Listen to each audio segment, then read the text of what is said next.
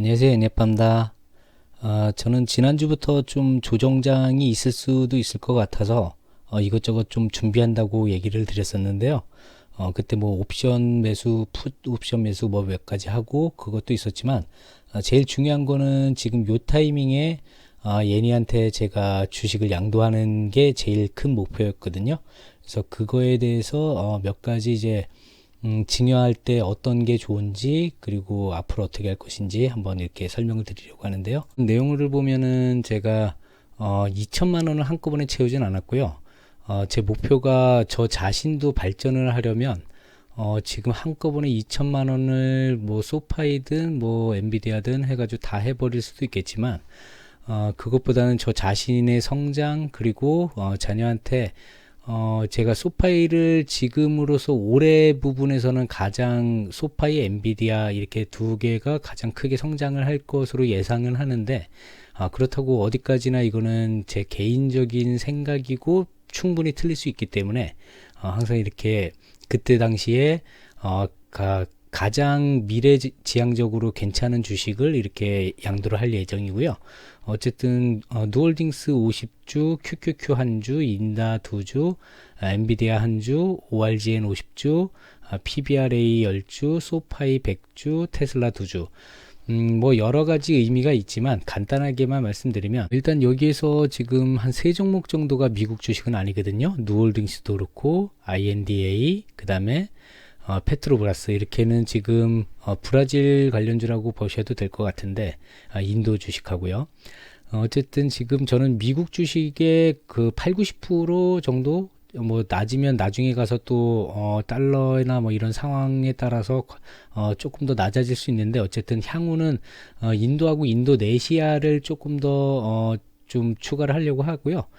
그 다음에 누도 추가 예정이고 페트로브라스는 일단은 가지고 있는 것만 가져가다가 제 예상이 맞는지 틀린지를 정확하게는 좀 그 지켜보고 싶어서 어쨌든 미국 유가 관련주보다는 훨씬 가능성이 있다라고 생각을 하거든요. 크게 두 가지 이유가 있는데 일단은 인건비 그리고 투자 대비 그 금액 그 다음에 자본 안정성 뭐 여러 가지가 있지만 그 중에서도 제일인 거는 지금 현재도 브라질의 그 기름이 올랐을 때 그 저가에 좀 국내 그 사람들한테는 판매를 하고 있거든요.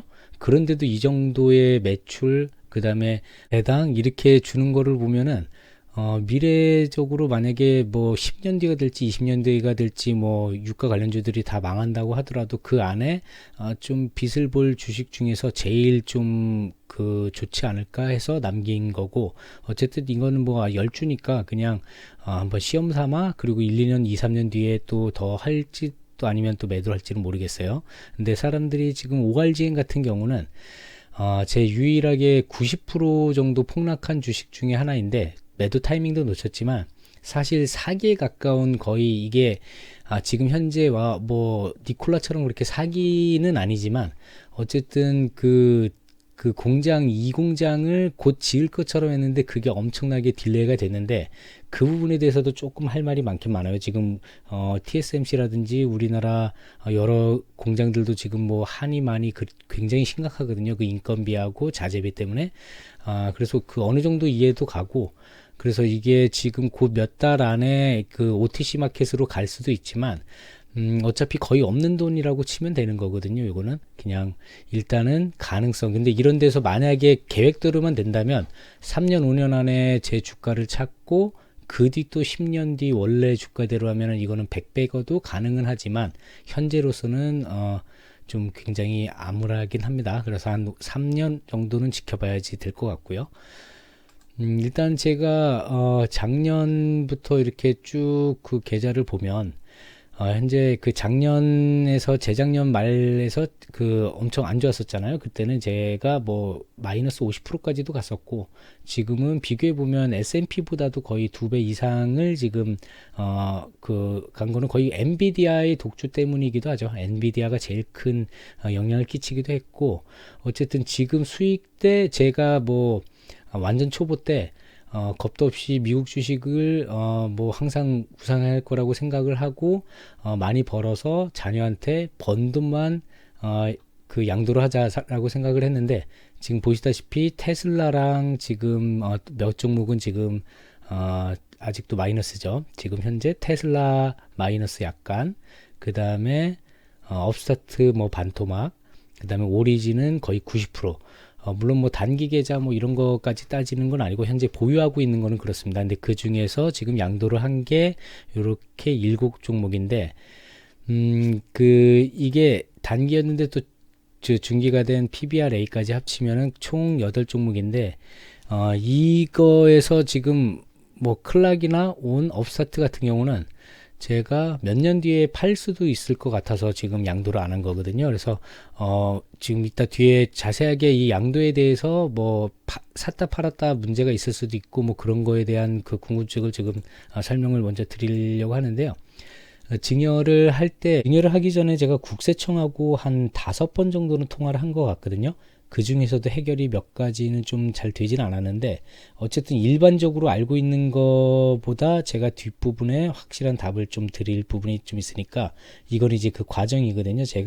저는 주식만 이체했어요. 원래는 현금도 이체해서 하려고 했는데, 그때 알아봤을 때 이제 현금 이체의 장점은 당연히 원하는 타이밍에 그걸 딱 한번 사주면 되는 거니까. 왜냐면 증여를 현금만 증여하면 그 뒤는 알아서 하면 되는 거니까요. 근데 이 단점이 적극적 재산 증식에 대한 이 부분에 대해서 이거는 근데 그 지금 국세청 담당자들도 좀 말이 틀려요. 그래서 어쨌든 이 부분이 조금 걸려서 저는 주식 이체를 요번에는 했는데 거기서 말은 이렇죠. 그 요지는 유아부터 초중까지는 이제 그 아이들이 직접 그런 거를 할 수 있는 부분이 아닌데 부모가 이렇게 도와줘서 뭐 그 재산 증식을 한 건 아니야. 그래서 많이 팔고 그러면은 이제 좀 문제가 있을 수도 있지 않냐라는 의견들도 있고 문제 없다라고 하시는 분도 있고요. 그리고 일반인 중에서 이 경우가 발생해가지고 세금을 냈다고 하는 분은 아직 제가 여기저기를 찾아봐도 못 찾아봤어요.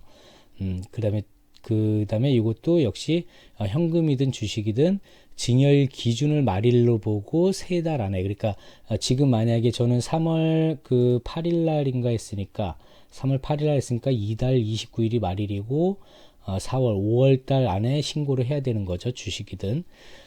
주식의 장점은 증여 신고만 하면 끝나는 거예요. 이런 거 생각 안 해도 되죠. 증여일 기준으로 똑같이 한 달을 하고 3개월 안에 신고. 근데 단점은 이게 증여일 기준 전후 2개월 종가를 제가 직접 계산해야 돼요. 이거는 어느 증권사를 알아봐도 그 평균 종가 내는 프로그램이 없더라고요. 그래서 제가 일일이 2달치를 3월 8일이니까 정확하게 계산하면 1월 9일부터, 그러니까 8일 하루 지난 이 9일부터 그 다음에 5월 8일 이전인 7일까지 이렇게 신고를 해야 되는 거거든요. 이거를 하나하나 직접 이렇게 그 계산을 다 해서 엑셀 파일로 해가지고 뭐 보내든지 그렇게 첨부하면 된다고 하거든요. 어쨌든 그게 조금 그 단점이긴 한데, 다만 국내 주식을 그 양도하시는 분들은 그 국세청에 클릭만 하면 그 자료 첨부로 다 되는 부분이 있다고 하네요. 저는 외국 주식이기 때문에 직접 계산을 해야 되고, 뭐 비상장 주식은 뭐 평가 뭐 이건 굉장히 좀 복잡하기도 하고요. 근데 사고 팔 때 이 횟수만 많지 않다면 이게 뭐 적극적 그 재산 증식 이런 거는 생각을 안 해도 된다고 하시더라고요. 그래서 250만 원까지만 저는 그 사고 팔려고 하는데, 요 뒷부분에 또 중요한 내용이 있으니까 거기서 한번 다시 정리할게요. 어쨌든 현금 이체와 주식 이체의 장단점을 저는 그렇게 생각을 했는데, 주식 이체 시 참 달러는 그 증여일 기준 환율이에요. 뭐냐면 이 2달 그 평균 종가를 구할 때 그때의 환율도 복잡하게 할 필요는 없고, 환율 자체는 그 3월 8일 저는 그 증여했던 그 날 기준 환율로 종가만 계산을 그렇게 평균을 내면 되는 거거든요. 근데 이분께 제일 정확하고 이분의 경험 한 5, 6년 전부터 양도를 했고 여러 가지를 경험을 하셨기 때문에 세렌시아의 투자 노트 이 블로그를 추천을 드리고요. 여기서 이제 중요한 내용만 좀 따왔어요. 저한테 필요한 1년 기준으로 이제 주식을 사고 팔아서 100만 원 이상 양도소득세가 나오면, 그럼 연말 정산할 때 이제 그 자녀 공제 150만 원 있잖아요. 그게 제외가 돼요. 그래서 이거는 사고 팔 때의 문제니까 수익이 나도 안 팔면은 상관이 없는 거거든요. 그래서 저도 지금은 아직 금액이 적기 때문에 이거 부분이 중요한 것 같아요. 100만 원 이상 요 부분. 이게 이제 그 23년부터 국내 해외, 원래는 국내 주식은 이게 해당 사항이 없었는데 이제는 그 같이 해당이 되고요. 그 다음에 1년 기준 양도소득세도 이제 보유만 하고 있으면 당연히 상관없지만 매도를 했을 때 250만 원이 초과하면 22% 세금, 우리 저희하고 지금 똑같은 기준이죠. 그거를 저희가 내주면 안 되고요. 자녀 재산에서 그 부분을 납부를 해야 돼요. 그러니까 팔고 나서 다른 걸 살 때 일부 세금 납부할 돈을 남겨놔야 되겠죠. 이건 어디까지나 수익이 발생됐을 때 얘기니까 수익이 발생이 안 됐다면 상관 안 하셔도 되고요. 그 다음에 종합소득세 이 부분도 좀 저도 골치 아팠던 건데 연 1천만 원 초과 시 금융소득자는 피부양자에서 제외. 근데 이게 종합소득세에만 해당이 되고 저희 같은 양도소득세는 종합소득세하고 분리과세이기 때문에 이게 이제 자녀가 뭐 그럴 거는 아주 미래에 있을 수 있는 이야기니까 어쨌든 뭐 총 2천에서 4천만 원을 양도를 했는데 한 해에 뭐 한 2천만 원의 수익이 날 수도 있는 거잖아요. 그때 아무 상관이 없다. 저 건강보험에서 제외되는 부분을 어떤 분들은 헷갈려 하시는데 저도 좀 헷갈렸었거든요. 이 부분이 전혀 상관이 없다고 해요. 저희 지금 예정은 그렇게 한 3년, 5년 동안은 100만 원 그 기준을 지켜보려고 할 거고요. 그 뒤에 이제 1,000만 원, 2천만 원이 넘어가게 되면 그때부터는 어쩔 수 없는 순간이 올 수도 있을 것 같아서 그때부터는 뭐 이 부분은 그 부양가족 150만 원 공제는 포기하고 그렇게 진행을 할 예정이고요. 이 뒷부분은 지금 제 지인 중에서 이거 인터넷으로 이렇게 직접 하는 거를 좀 모르시는 분들이 있어서 그 부분에 대한 설명이니까 다른 아시는 분들은 넘어가시면 되고요. 일단 지금 나무 그 계좌 기준으로 제가 설명을 드릴 건데 여기서 다 아주 쉽기 때문에 다 따라하면 되고 맨 끝에 한 가지 그 중요한 포인트가 있어요. 그 부분만 명심하시면 되세요.